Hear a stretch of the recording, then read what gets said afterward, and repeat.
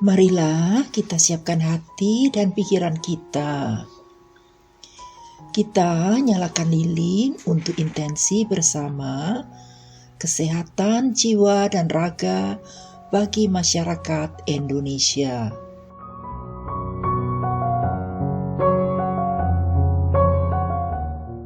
Kita awali siarah ini dengan merenungkan Matius bab 10 ayat 38 hingga 39. Barang siapa tidak memikul salibnya dan mengikut aku, ia tidak layak bagiku. Barang siapa mempertahankan nyawanya, ia akan kehilangan nyawanya. Dan barang siapa kehilangan nyawanya karena aku, ia akan memperolehnya. Marilah kita berdoa pribadi.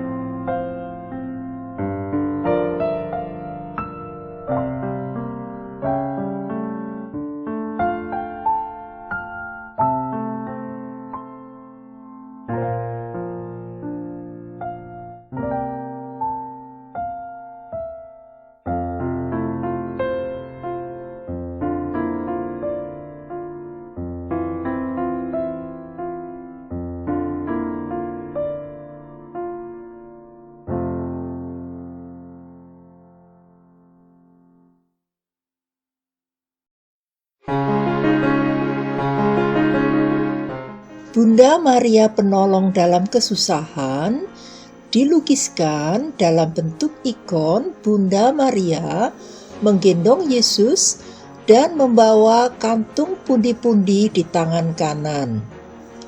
Yesus tampak memberikan berkat dengan tangan kanannya dan di tangan kiri memegang skapulir dari Ordo Santissima Trinita atau OSST. Ikon ini menurut kisahnya lahir bersamaan dengan lahirnya Ordo Santissima Trinita yang memiliki misi membebaskan para tahanan perang, para budak yang tertindas, dan umat Kristiani yang karena imannya dipenjarakan. Untuk membebaskan para tahanan perang, biasanya mereka ditebus dengan biaya yang tidak sedikit. Disitulah Bunda Maria selalu hadir, menolong, menyelenggarakan semua biaya yang diperlukan untuk membantu membebaskan mereka yang tertindas. Basilika San Crisogono dibangun di atas rumah keluarga Romawi yang bernama Crisogono. Setelah menjadi pengikut Kristus, Crisogono menjadikan rumahnya sebagai Domus Ecclesiae atau tempat berkumpul dan berdoa bagi umat Kristiani di awal kekristenan di kota Roma. Crisogono menjadi martir pada era Kekaisaran Dioklesiano dan rumahnya dibangun menjadi gereja dengan nama Titulus Chrysogoni oleh Paus Sylvester pertama. Pembangunan ulang pertama dibuat pada tahun 731 hingga 741 oleh Paus Gregorius ketiga. Karena sering kebanjiran akibat meluapnya air dari Sungai Tiber, gereja mengalami banyak kerusakan dan sering terendam air. Akhirnya, oleh Kardinal Giovanni da Crema, pada tahun 1116 hingga 1137, gereja dibangun ulang total dan permukaan lantainya dinaikkan sekitar 6 meter lebih tinggi dari lantai semula. Pembangunan penting terakhir dibuat atas permintaan Kardinal Scipione Caffarelli Borghese dari tahun 1581 hingga 1651. Saat ini kita berada di sebuah bagian kota Roma yang disebut sebagai Rione Trastevere. Daerah ini tidak terletak di pusat kota Roma, melainkan lebih di bagian selatan Vatikan dan berada di pinggiran Sungai Tevere atau dikenal juga dengan nama Sungai Tiber. Sungai Tiber ini menurut legendanya dulu digunakan untuk membuang Romulus dan Remus. Di sungai inilah mereka diselamatkan oleh serigala. Romulus diyakini sebagai raja pertama di kota Roma, dan nama Roma juga berasal dari namanya. Menurut catatan, kota Roma lahir pada tanggal 21 April tahun 753 sebelum Masehi. Semua kota yang pernah menjadi bagian dari kerajaan Romawi selalu bisa ditemukan simbol serigala dengan 2 bayi yang sedang menyusui. Dapat kita lihat sebuah pulau buatan yang dikenal dengan nama Isola Tiberina. Pulau buatan itu menurut legendanya dibangun pada tahun 510 sebelum Masehi oleh Kaisar Lucio Tarquino. Catatan lain menyebutkan bahwa di pulau itu dibangun sebuah tempat pemujaan dewa pagan yang dinamakan Dewa Esculapio pada tahun 289 sebelum Masehi. Sekarang di pulau itu terdapat rumah sakit dengan nama Frate Bene Fratelli yang didirikan oleh San Giovanni di Dio, seorang santo berkebangsaan Spanyol tetapi berdarah Portugis.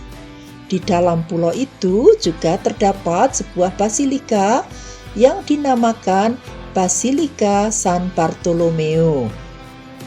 Dari sini bisa kita lihat sinagoga atau tempat berdoa bagi umat Yahudi di kota Roma. Karena kota Roma dibangun di pinggiran sungai Tiber dan sungai Anieni, kita akan menemukan banyak sekali ponte atau jembatan penghubung dari satu lokasi ke lokasi lain. Jembatan kuno ada yang sudah hilang, tapi masih banyak yang dikonservasi hingga sekarang. Kalau saya hitung, jumlah jembatan yang melintasi kota Roma ada lebih dari 30 buah. Dari sini kita bisa lihat kupola Basilika Santo Petrus.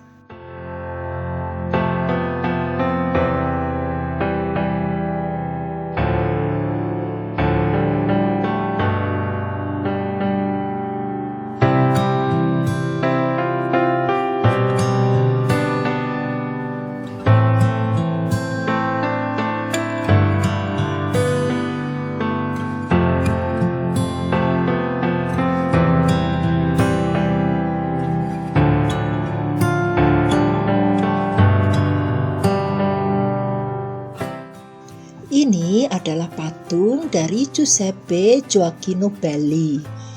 Ia adalah seorang penyair dari kota Roma yang sangat terkenal di abad ke-18 hingga abad ke-19. Di depan kita ada bangunan yang disebut sebagai Casa Dante atau rumah Dante. Semula adalah rumah kediaman dari keluarga bangsawan Anguillara. Nama Casa Dante diberikan berdasar dekrit tanggal 16 Juli 1914 yang ditandatangani oleh Raja Vittorio Emanuele III.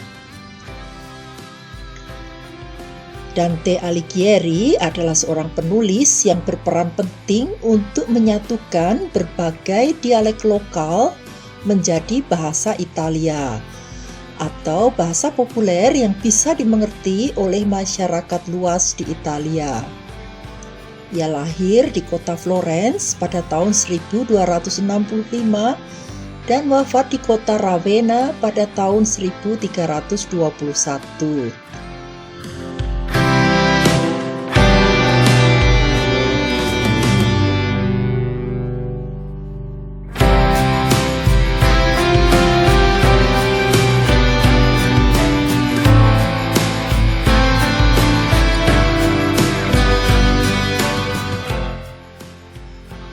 Di depan kita inilah Basilika San Crisogono yang akan kita kunjungi. Meski tidak tampak terlalu megah, namun bagian depan gereja sudah bernuansa barok. Terlihat dari pilar-pilar yang dipasang dan juga lengkungan-lengkungan yang ada di atasnya. Tertulis di bagian atas adalah informasi tentang pemugaran terakhir yang dilakukan oleh Kardinal Scipione Borghese pada tahun 1626. Bisa kita lihat juga menara lonceng yang ditambahkan pada tahun 1126 sebagai ciri dari Basilika Romana atas permintaan Bapak Kardinal Giovanni da Crema. Menurut catatan, basilika ini dibangun di atas rumah dari keluarga Santo Crisogono yang pada awal kekristenan sudah dipersembahkan untuk menjadi gereja dengan sebutan Domus Ecclesiae.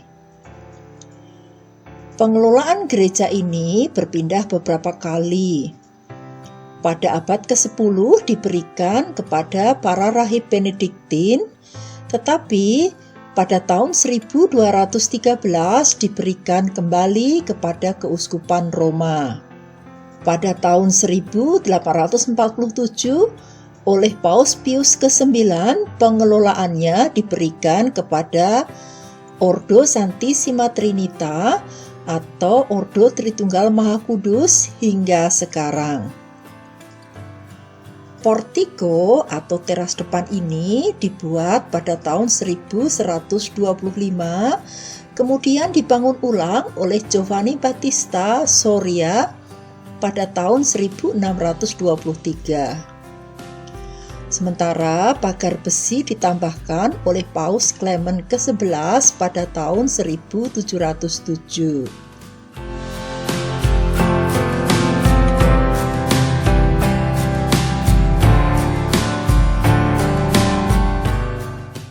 Marilah kita masuk ke dalam gereja.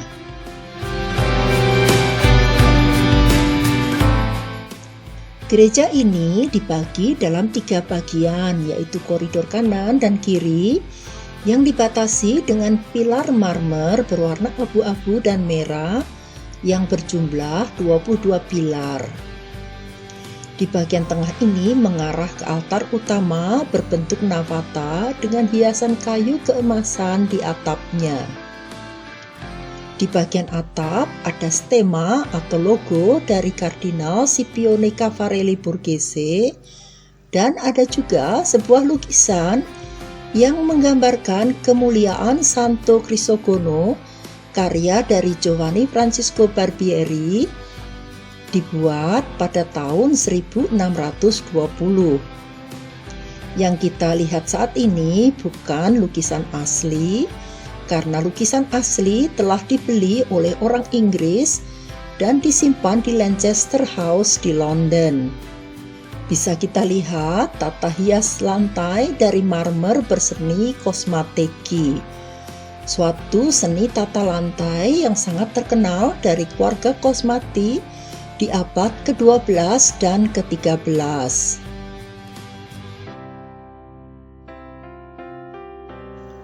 Ini adalah baptistero atau tempat pembaptisan. Lukisan di belakangnya menggambarkan Allah Tritunggal Maha Kudus yang dibuat di abad ke-19.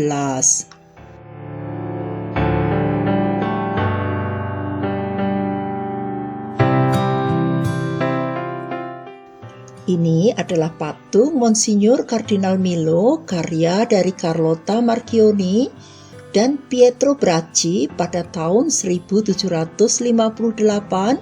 hingga 1759. Ruangan ini adalah museum.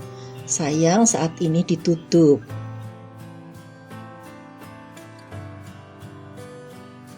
Ini adalah patung Santo Antonius dari Padova.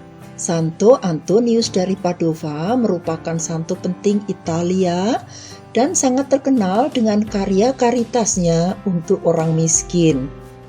Ini adalah lukisan afresco karya dari para murid Guidotti yang melukiskan tentang Santo Angelo dari Sisilia.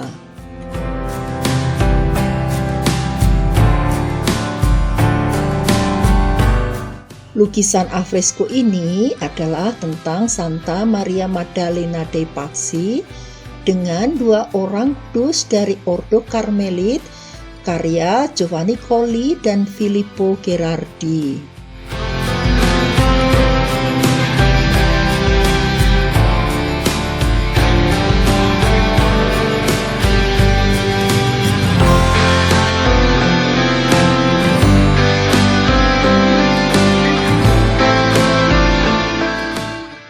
Lukisan afresco ini menggambarkan pertemuan Santo Franciscus, Santo Dominicus, dan Santo Angelo yang merupakan para pastor Karmelit karya Paolo Guidotti.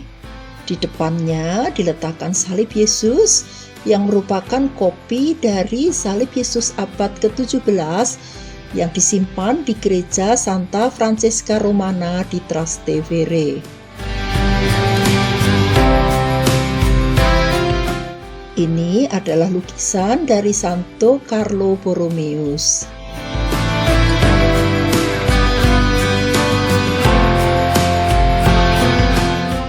Lukisan ini mengisahkan Beato Marco Criado, seorang martir dari Ordo Tritunggal Maha Kudus yang bertemu dengan Bunda Maria.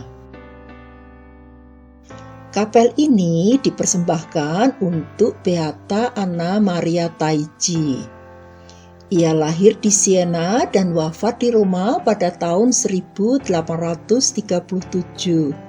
Pada tanggal 18 Agustus 1865, makamnya dipindahkan di gereja ini.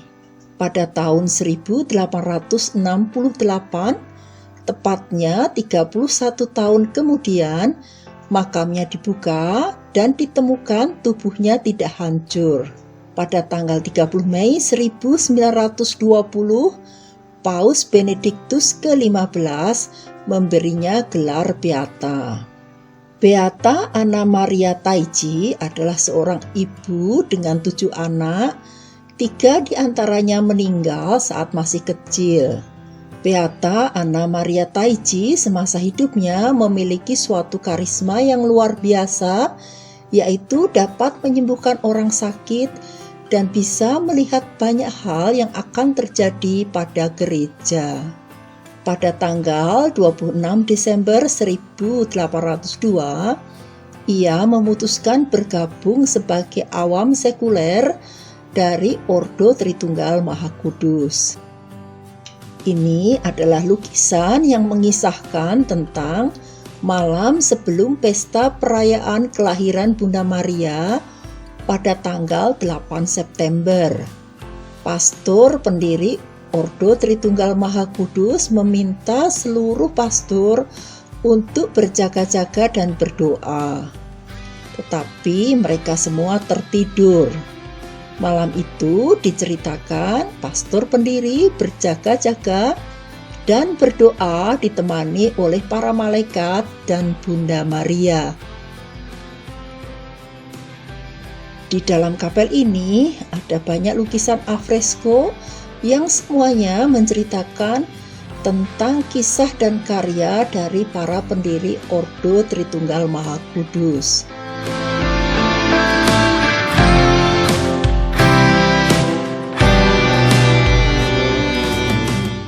Di atas altar diletakkan ikon Bunda dengan nama Maria Santissima Refugium Peccatorum, atau kita kenal dengan nama Bunda Suci Pelindung Orang Berdosa.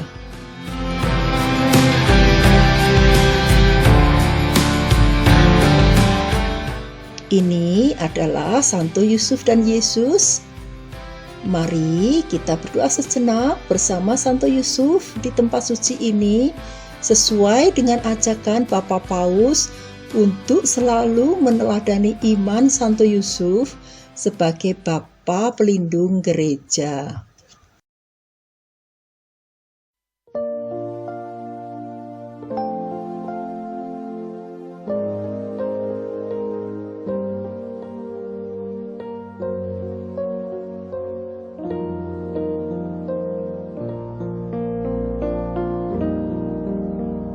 Salam Yusuf, pria yang tulus, mempelai murni Maria. Ayah Mesias, keturunan Daud, terpujilah Engkau di antara pria.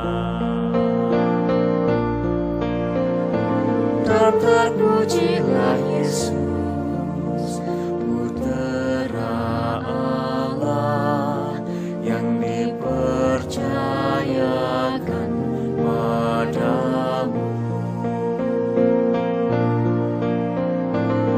Santo Yusuf pelindung gereja semesta, lindungi keluarga kami dalam damai dan rahmat ilahi, dan dampingilah kami saat ajal nanti. Amin. Amin.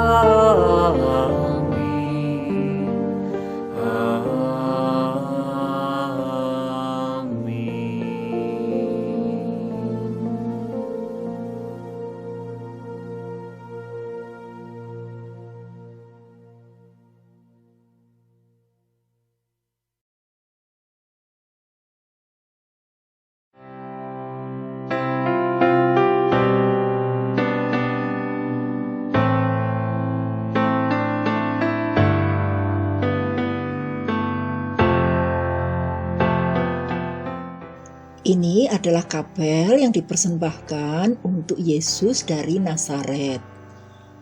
Di bawah altar diletakkan relikwi dari Santo Giovanni de Mata, pendiri dari Ordo Tritunggal Maha Kudus.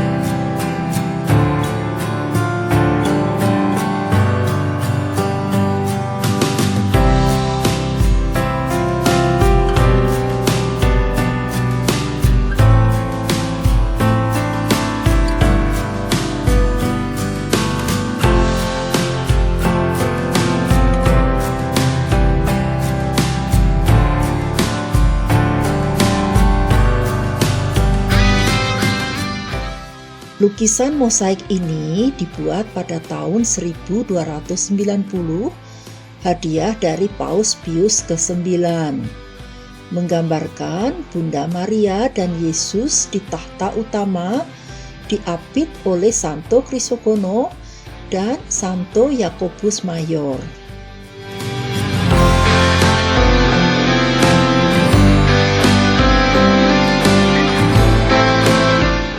Sekat ruang dan kursi kayu yang mengelilingi altar ini adalah karya dari Francesco Fontana di sekitar tahun 1833. Ini adalah kapel untuk adorasi sakramen Maha Kudus yang direalisasikan oleh Gian Lorenzo Bernini pada tahun 1641. Di altar terdapat lukisan Bunda Maria dimahkotai di surga, disaksikan oleh Santo Giovanni de Mata, Santo Felice de Valois, yang dibuat pada abad ke-18. Ini adalah patung dari Gaudenzio Poli, teman dari Bernini. Lukisan afresko di atas ini adalah karya dari Geminiani pada tahun 1611 hingga 1681. Ini adalah patung dari Kardinal Fausto.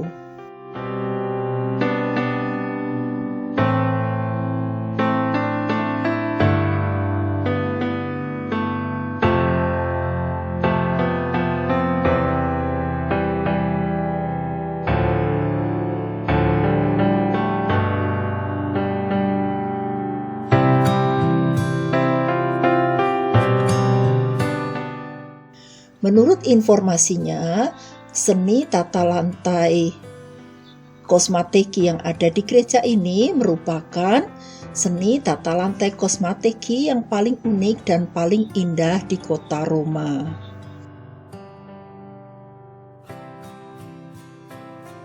Ini adalah altar utama.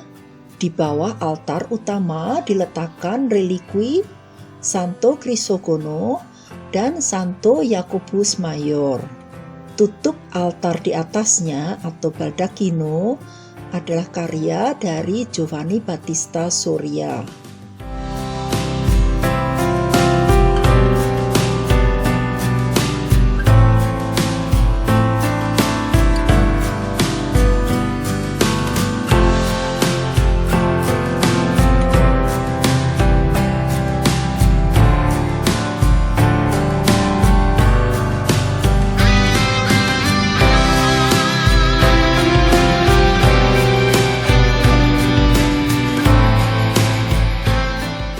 Ini adalah patung kayu Yesus dengan hati kudusnya karya De Cosa pada tahun 1957.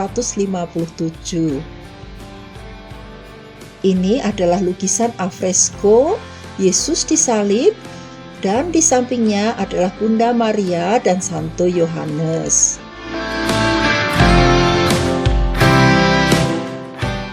Lukisan ini adalah lukisan dari Santo pendiri Ordo Tritunggal Maha Kudus.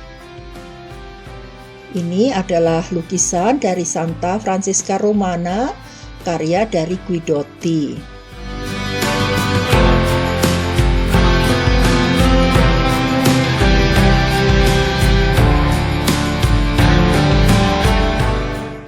Lukisan ini menggambarkan 3 malaikat dengan keagungannya yang dibuat pada tahun 1592 hingga 1636.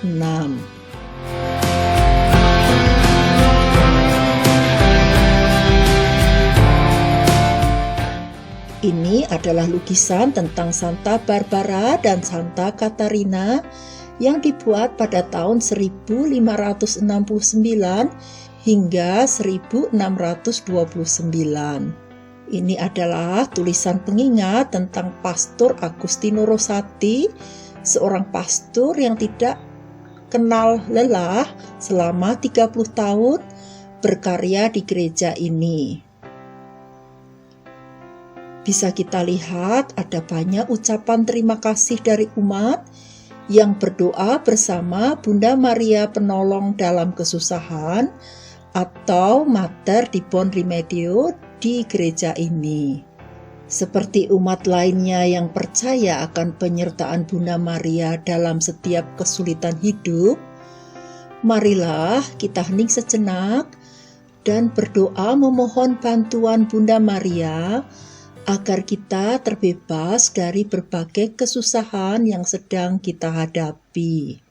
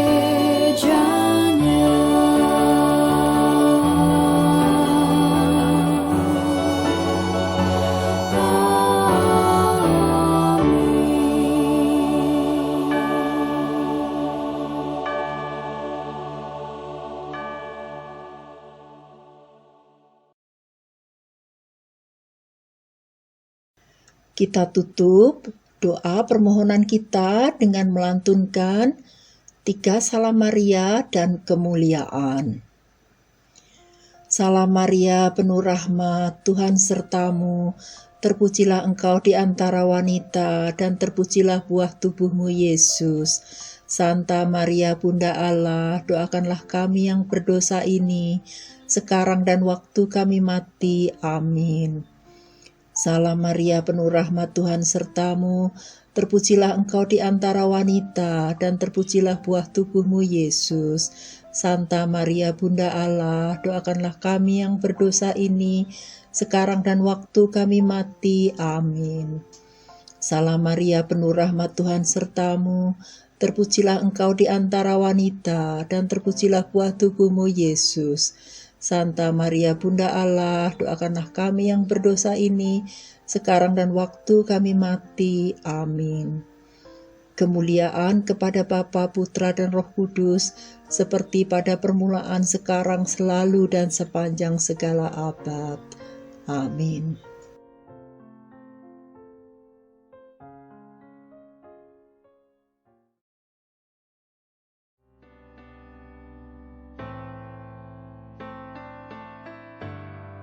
Selesai sudah siaran virtual kita. Marilah kita akhiri dengan doa litani kepada Bunda Maria.